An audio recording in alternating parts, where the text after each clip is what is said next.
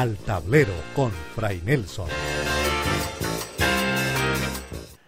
Tal vez la palabra más entrañable, la que palpitó de una manera más profunda y viva en el corazón de nuestro Señor Jesucristo, fue la palabra Abba, es decir, papá. Esa fue la manera que utilizó Jesús para referirse al Padre Celestial, y así nos enseñó a nosotros, para que también oráramos de ese modo, para que también nosotros, movidos por el Espíritu, le dijéramos Abba a nuestro Padre. Pero sucedió en el siglo III que algunos empezaron a llamarle Abba a los maestros de vida espiritual, y uno de los primeros es el personaje del que queremos hablar hoy, aquí en Al Tablero, San Antonio Abba, San Antonio Abad, precursor de la vida monástica, testigo de la radicalidad del Evangelio. En la clase de hoy, San Antonio Abad. Cuando a uno le hablan de los primeros cristianos, inmediatamente se piensa en las persecuciones. Efectivamente, muchos tuvieron que sufrir dura persecución, y no es raro en realidad que el título de mártir se añada a los nombres de ellos. Así tenemos a San Ignacio de Antioquía, obispo y mártir, San Justino, obispo y mártir, obispo no, laico, filósofo y mártir, San Clemente Romano, papa y mártir, uno de los casos de papas mártires, muchos de ellos, pero realmente el martirio sucedía como por oleadas en aquella época. Hubo emperadores que fueron particularmente enemigos del cristianismo, enconados contra la fe cristiana. Se puede recordar, por ejemplo, a un Diocleciano, fue particularmente cruel. Antes de él, Nerón, por supuesto. Existe una historia, parece que bastante bien fundada, que Nerón, como parte de su manera de entretenerse, incendió una parte de la ciudad de Roma. Roma tenía en aquella época muchas construcciones en mármol y en ladrillo, pero la gente pobre vivía en especie de edificios que más parecían andamios de madera, y por eso no eran raros los incendios. De todas maneras, la gente trataba de iluminarse por la noche. Entonces imagínate esa combinación de grandes y largas construcciones de madera reseca y la gente pues cargando velas o cirios o linternas de una o de otra clase. No eran raros los incendios en Roma, y algunos fueron bastante extensos. Pero todo indica que fue Nerón el que quiso producir uno de los mayores incendios, y que cuando la ciudad estaba ardiendo, así cuenta la historia, pues eso le producía una gran inspiración, y entonces él, que se creía poeta y músico, cantaba mientras ardía la ciudad. Por supuesto, eso le causó extrema indignación a la gente, y había como un conato de revuelta popular contra Nerón. Él, para buscar lo que se dice un chivo expiatorio, dijo que el incendio lo habían empezado los cristianos, y para satisfacer el ansia de sangre y la sed de venganza de tantas personas, entonces llevó a muchos cristianos al circo romano.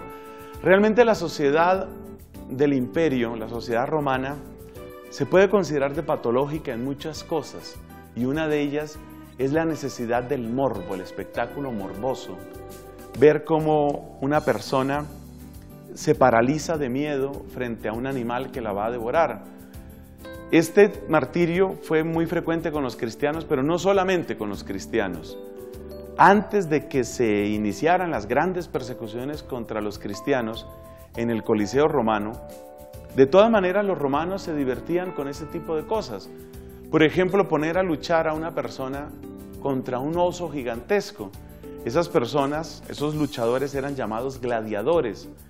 Entonces, si en una batalla, por ejemplo, había un adversario que era especialmente aguerrido, pero finalmente perdía, entonces los romanos atrapaban a esa persona y un poco por divertirse y un poco por mostrar su control sobre el enemigo, lo ponían en esa clase de tareas, ¿no? Entonces, defiende tu vida, te vamos a poner a pelear contra un puma, por ejemplo. Te vamos a poner a pelear contra un oso, a ver quién gana. Muchísimas veces, por supuesto, ganaba el animal. Piense usted en un oso que pesa 300, 350 kilos y que mide 2,80 metros y que se viene lleno de ira y de hambre y de rabia contra un ser humano. Era una sociedad bastante enferma. Entonces, las persecuciones servían para aliviar esa sed enfermiza de sangre, ese sadismo que estaba muy metido en una sociedad que tampoco tenía muchos otros métodos de entretenimiento. Así que fueron realmente miles y miles los que fueron torturados, exhibidos, masacrados, diseccionados, entregados a las fieras. Pero, aunque pueda parecer extraño, la persecución tampoco era constante. Hubo tiempos de relativa paz, a veces décadas enteras. Y hay algo muy extraño en la naturaleza humana. Cuando nosotros nos encontramos con tiempos de mucha persecución y de mucha exigencia, usualmente la fe cristiana se fortalece. Eso de hecho está sucediendo ahora mismo.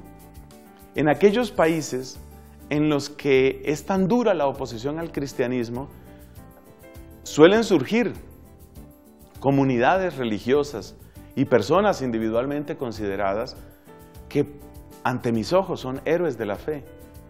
Se sabe, por ejemplo, de tanta secularización y de tanta ofensa a la dignidad de la vida humana en un país como España, la burla en la que se ha convertido el matrimonio en un país como ese, con la consigna de que el matrimonio igualitario y matrimonio para todos, todo tipo de generación y todo tipo de unión se le da el título de matrimonio.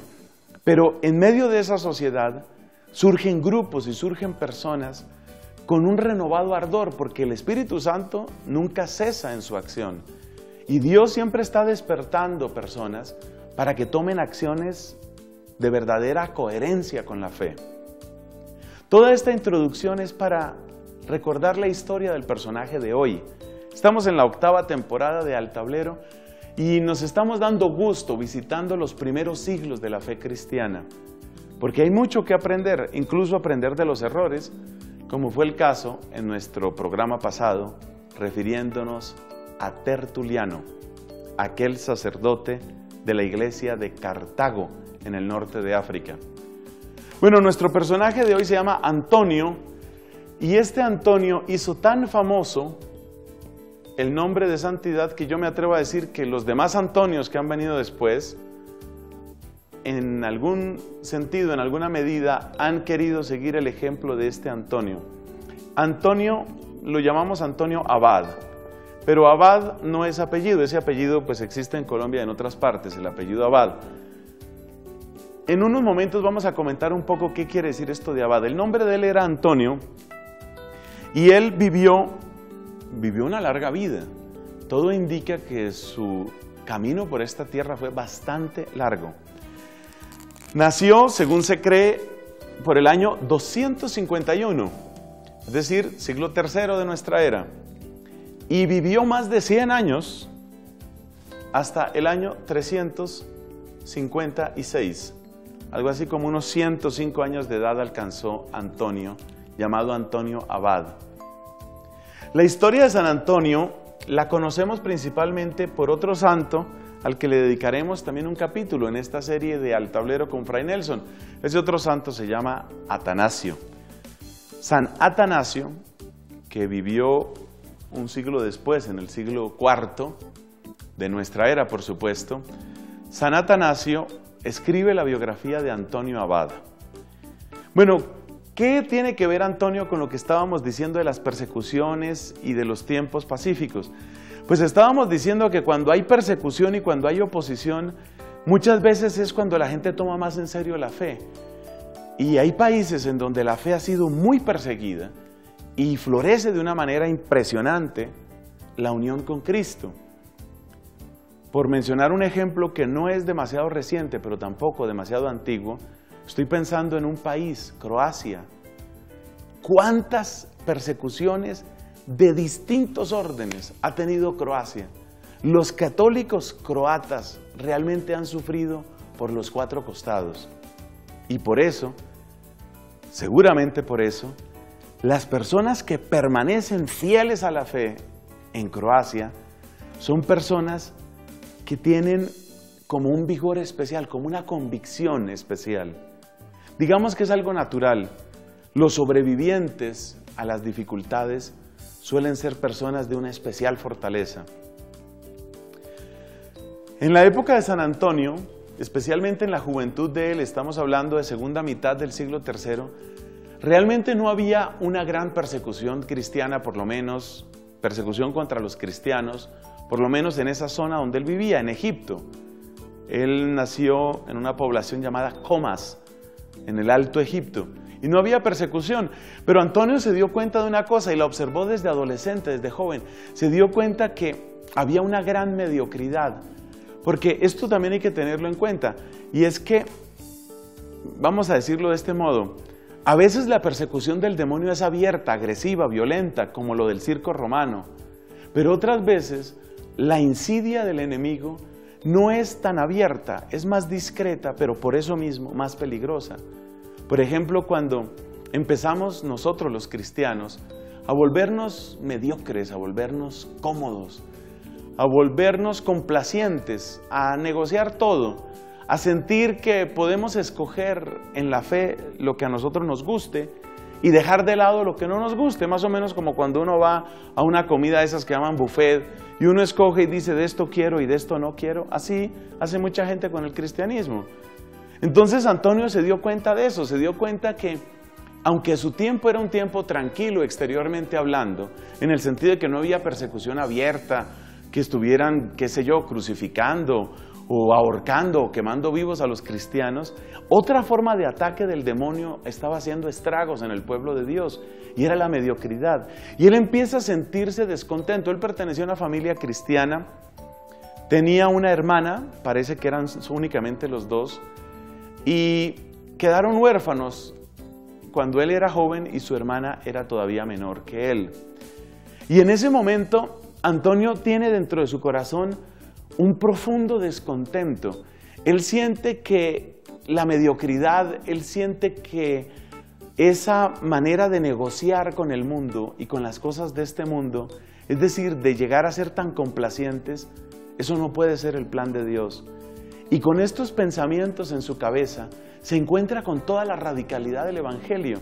Por ejemplo, con un texto que Jesús dice, si quieres ser perfecto, vende todo, dalo a los pobres y sígueme. Oiga, y este hombre lo tomó en serio, se lo tomó en serio. Vendió lo que tenía, él era de una familia muy acomodada, vendió todo lo que tenía y lo dio a los pobres. Y entonces, ¿qué hizo? Se dedicó a la oración, al estudio de la palabra de Dios y a una vida de mucha penitencia. Por eso es uno de los grandes padres de la vida monástica y de toda la vida religiosa en nuestra Iglesia Católica. Más detalles sobre esta fascinante historia de San Antonio en unos momentos. Ya regresamos con Al Tablero con Fray Nelson.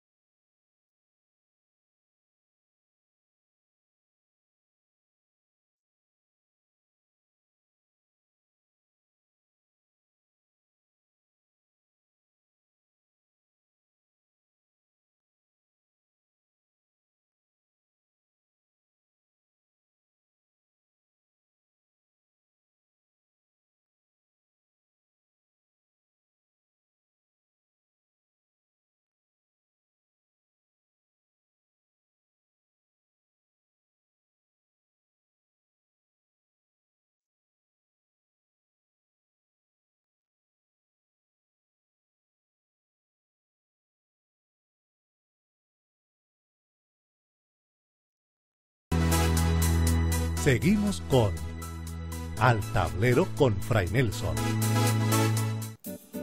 Si quieres estar en contacto con nosotros, si quieres enviar tus preguntas, tus sugerencias, tus críticas, tus voces de apoyo que también hacen falta, utiliza por favor este correo electrónico altableroconfraynelson así escrito seguido, sin espacios, guiones, nada de eso.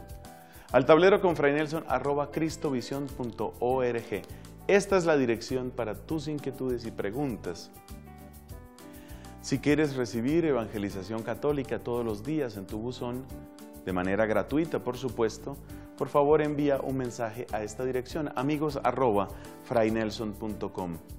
Todo lo que tiene que ver con nuestro programa a esa dirección, al tablero con Fray Nelson @cristovision.org.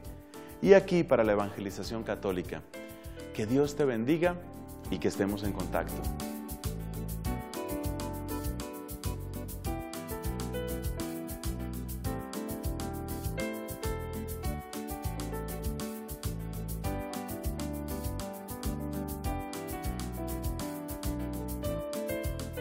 Buenas, Fray Nelson. Lo felicito por su programa. Es maravilloso. Gracias por los temas que vemos, los cuales aclaran tantas inquietudes que tenemos los católicos. Que Dios lo bendiga y el Espíritu Santo lo ilumine siempre.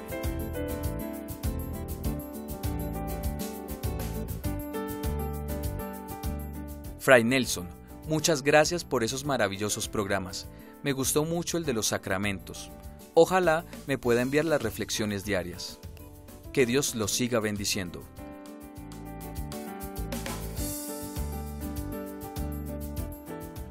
Volvemos con la historia, para mí tan apasionante, de un hombre llamado Antonio. En aquella época un joven, tenía unos 20 años de edad, cuando él siente un llamado profundo a la radicalidad, a vivir el Evangelio con todas sus consecuencias, especialmente a través de la caridad para con los pobres, a través de una vida de intensa oración y a través de la penitencia como un modo de unirse al sacrificio de Cristo.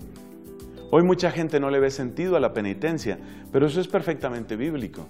Si te vas, por ejemplo, a la carta a los Colosenses, en el capítulo 1 te encuentras a San Pablo que dice: yo completo en mi carne lo que falta a la pasión de Cristo, indicando que es un deber de nosotros como cristianos también el unirnos a los dolores del Señor, de distintas maneras.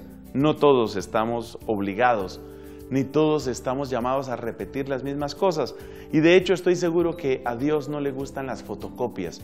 No se trata de que nadie repita a nadie, pero todos hemos de buscar ser fieles al llamado del Señor.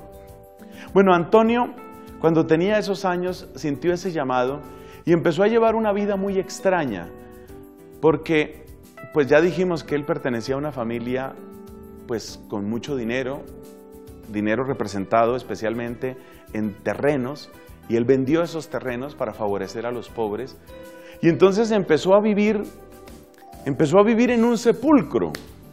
¿Qué es esta locura? Él dormía en un sepulcro. Esas cosas exóticas van a abundar durante un tiempo en la historia de la iglesia primitiva, especialmente en aquellos personajes que llamamos los padres del desierto. Yo creo que algunos de ellos realizaban cosas que nosotros solo podríamos calificar de locura, cosas estrambóticas. Pero si uno examina mejor y si uno aplica el criterio de Cristo, se da cuenta que no eran simplemente locos.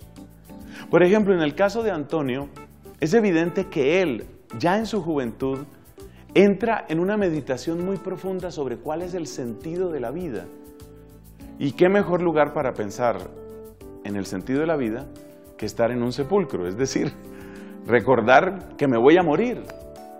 Este es un tema que aparece, yo diría casi por primera vez en San Antonio, y que luego va a seguir apareciendo. Tú has visto que a muchos santos los representan con una calavera. Por ejemplo, aquí en mi convento de Santo Domingo tenemos una estatua muy hermosa de San Francisco de Asís y aparece una calavera abajo. A Santa Catalina de Siena la representan con una calavera, a Santa María Magdalena. Eso de la calavera lo que está representando es que la persona le dio un lugar importante dentro de su vida a la reflexión sobre la muerte. Y de hecho la gran pregunta, la pregunta que va a acompañar a todo el movimiento espiritual que nace de San Antonio Abad, es la pregunta: ¿para qué es la vida? Porque si una persona no encuentra para qué es la vida, lo más probable es que la pierda, que pierda su vida.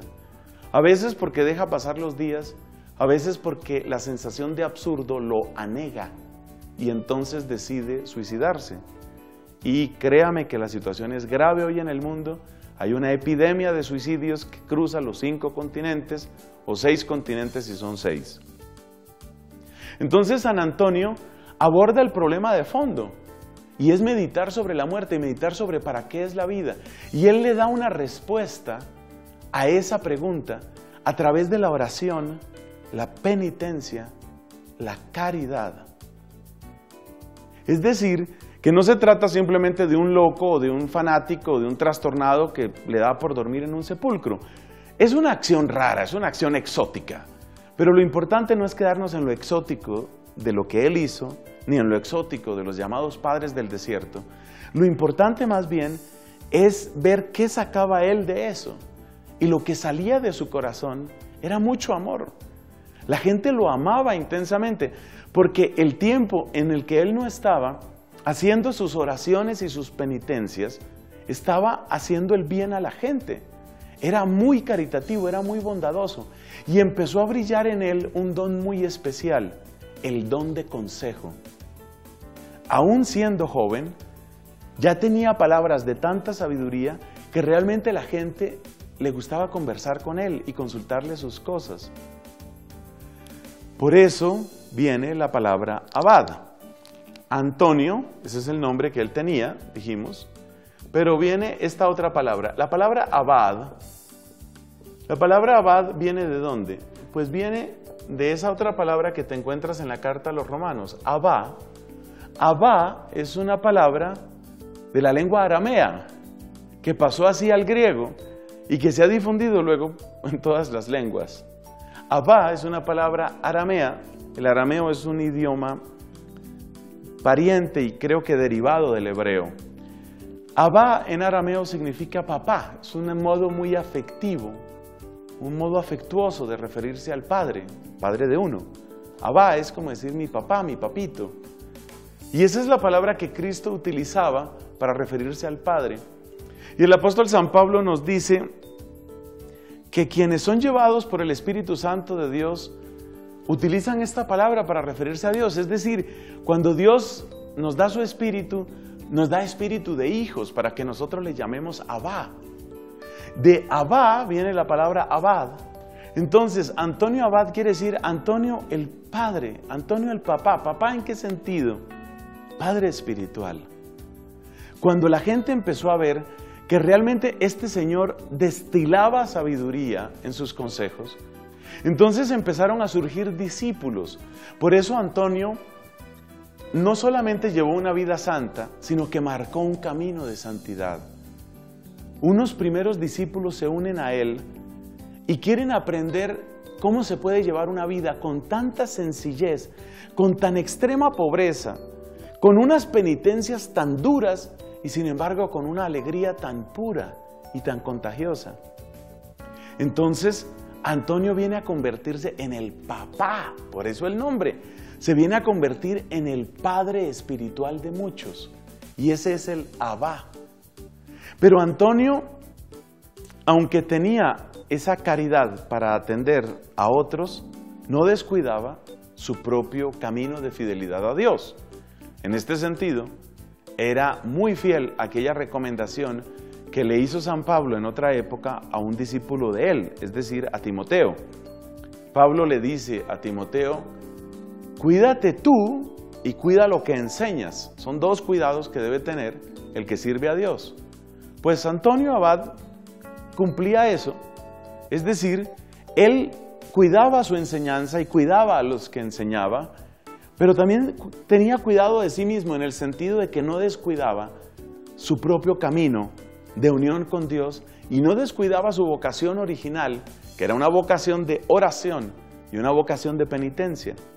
Entonces ahí es donde empieza el peregrinar de Antonio, porque él al principio se queda en su casa, en esa región antigua de Egipto que se llama Comas, pero él empezó ahí su camino de santidad. Pero buscando fidelidad, buscando ser fiel a su propia vocación, entonces sí enseñaba a otras personas, pero él se sentía llamado a la soledad, él se sentía llamado a estar con Dios en esa oración. Y aquí viene una palabra que es muy importante, una palabra de la lengua griega que es la palabra mónacos. La palabra mónacos, que se suele escribir con esta letra como si fuera monachos, mónacos, viene del griego monos, que significa uno. Entonces mónacos es el que siente el llamado a estar a solas con Dios. Yo creo que todos hemos tenido tiempos en que necesitamos un poco de soledad. Y si somos creyentes, seguramente hemos tenido alguna época en que decimos, me hace falta un retiro espiritual, me hace falta estar a solas con Dios. Pero resulta que hay gente que siente este llamado de un modo tan intenso que entonces no quiere estar solamente un tiempo a solas con Dios, sino quiere estar la vida a solas con Dios. Y de ahí viene la palabra mónacos, y de mónacos viene monje. Monje es una palabra derivada de mónacos. Mónacos viene de monos, que quiere decir uno, solo. Y obviamente de monje pues viene después monja y todo aquello. Todas las demás palabras derivadas. Monástico, monasticismo, monasterio, todo eso viene de esta misma raíz. Monasterio, lugar donde viven los que están solos, sería como la idea. Los mónacos, plural sería monacoi, los monjes. Entonces Antonio, como tenía este llamado, él buscaba esa soledad, pero su peregrinar hizo de él un maestro de nuevas personas, y por eso es uno de los grandes padres espirituales de toda la historia del cristianismo.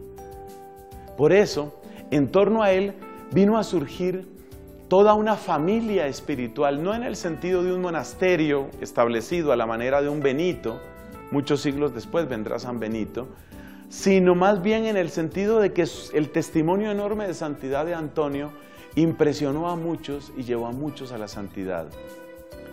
Antonio tenía que darse cuenta del efecto saludable que tenía el buen ejemplo que él daba y las palabras con que predicaba, pero siempre supo valorar lo que significa ser pequeño. Hay una historia muy hermosa que se cuenta de él. Lo que se dice San Antonio a veces raya con la leyenda, es muy difícil saber qué es históricamente demostrado. Pero yo voy a contar esto como lo he conocido. Antonio estaba orando en una montaña y el Señor le llamaba para que fuera a la ciudad, o tal vez tenía que ir a conseguir provisiones o a lo que fuera. Y cuando él iba de camino hacia la ciudad, tuvo una visión, vio una gran multitud de demonios que iban también a la ciudad, obviamente a atrapar a la gente, y para atrapar a la gente utilizaban redes. Y entonces Antonio se puso a llorar y dijo, pero ¿así quién puede? ¿Así cómo se va a salvar la gente? Con tantos demonios, con tantas redes, ¿quién puede salvarse? Y el Señor le respondió en la visión, precisamente porque se trataba de redes, le dijo, solamente el pequeño, solamente el que sabe ser pequeño, escapa de todas las redes. Antonio llevó una vida de extremada humildad, era grandísima su sabiduría, pero mucho más grande su unión con Dios y por tanto su conciencia de que solo el Señor es el único grande. Este personaje, este hermoso santo, tiene que significar mucho para nosotros porque en los comienzos del cristianismo se convirtió en una referencia de cómo, aparte del camino del martirio, había otras maneras de servir a Dios con enorme radicalidad y a dar testimonio de la hermosura del Evangelio. Ese es San Antonio Abad, el que nos ha acompañado el día de hoy. Que Él nos bendiga, que interceda por nosotros y que nosotros seamos sensibles a la voz de Dios que sigue llamando a su pueblo.